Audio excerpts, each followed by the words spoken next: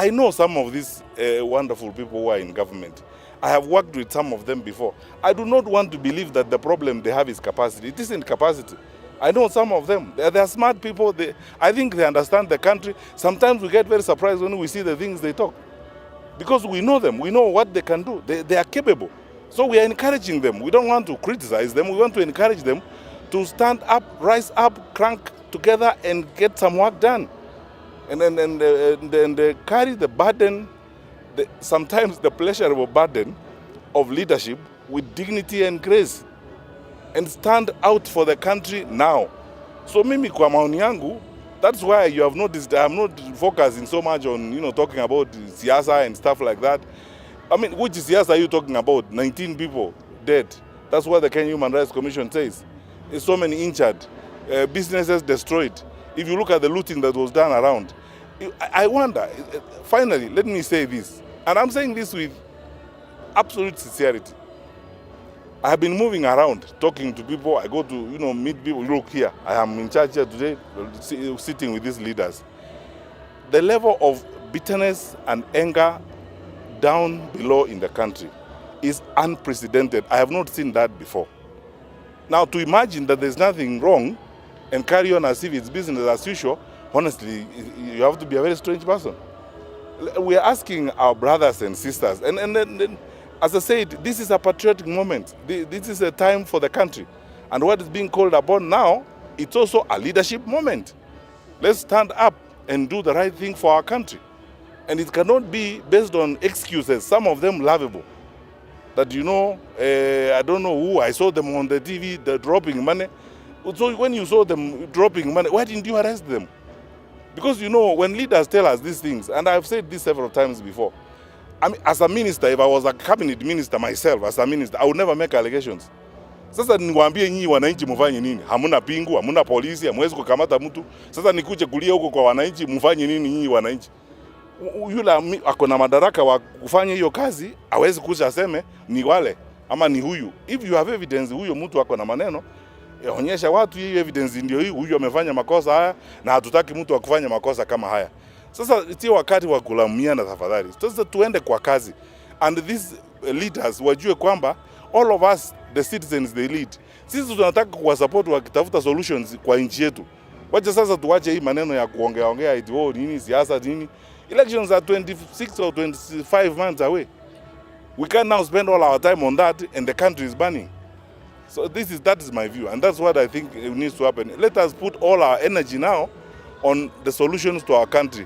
We need a stable country, we need a progressive country, we need a country that works together, and we need a country where we can live together. Let's stop this business of now starting to drag excuses. Is one community, it came from where? Which community? I mean, we are all a community of suffering people. It's one community. We are not fine. This cycle of violence and disagreement and protest really has to come to an end. What our people and our young people particularly are seeking is that they are listened to. And our leaders, particularly our leaders in government, who are the ones who have consequential convening power, are the only ones who can put people together in the manner in which even civic leaders are suggesting, so that we can focus on the solutions to the challenges and the problems that we are dealing with. But it cannot be that, when something happens like happened last Wednesday, we now begin saying things that are very interesting. Honestly speaking, it's so difficult to even try to repeat some of the things I'm hearing. How can you say, now we are talking about one community, or saying, the people who were on the streets came from Muranga and Nyeri, and then they went all the way to Kericho and Kisii and Kakamega and Mombasa. So there was no one in Muranga and Nyeri that day. Everyone left Muranga and Nyeri, went to Busia and Kisumu. Honestly, Narok, we are, that is worse than a joke, honestly. When you are talking about the grave nature of the challenges that we are dealing with, how can we trivialize such a serious national crisis and then subject it to, hilarious jokes like those? Let's be serious. And personally, I associate myself with the remarks and the position that has been taken by the religious leaders in this country, private sector groups that are saying the same thing as we are saying, namely that our country is headed the wrong direction. And this is not rocket science. You don't need a PhD from Harvard to know we are headed the wrong direction. You can see it. It's written all over the place. And in saying so, we are saying this is a patriotic moment. It's a moment for all of us to cross ranks. Wacha tuweke kando hata hiyo mambo ingine yote, siasa nini. We're talking about uchaguzi is 25 or 26 months away. Our country must survive first, and we must be a stable nation before we get there. So let us not even stop talking about those businesses, about elections and stuff like that. Focus on the stability of the country, the welfare of our children. Tuongee sisi wote pamoja. I don't understand why this is it's so difficult. And then when a problem has happened, you know, accepting that we have a challenge does not make you less important, does not take away the power of your office, does not make you a small person. You know, we are human beings. You can actually make mistakes, and then things can go wrong. And if they have gone wrong, the right thing to do is to step forward and say, hey, good people, we think something is not going the right way. Can we now speak?